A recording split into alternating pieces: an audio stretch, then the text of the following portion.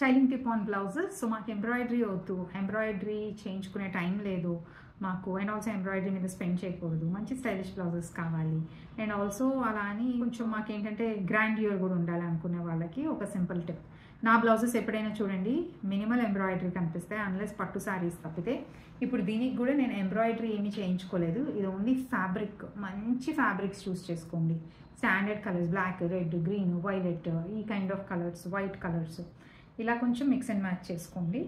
ఆ బ్లౌజెస్ మనకి సెట్ అయ్యే నెక్ ప్యాటర్న్స్, ఫర్ ఎగ్జాంపుల్ నాకు షర్ట్ కాలర్ సెట్ అవ్వవు, సో నేను ఎప్పుడు ఆ ప్యాటర్న్ కొంచెం వైడ్ నెక్స్ కానీ ఆర్ఎల్స్ నాకు బోట్ నెక్స్ కూడా సెట్ అవ్వవు, క్లోజ్ నెక్స్ మళ్ళీ బాగుంటాయి.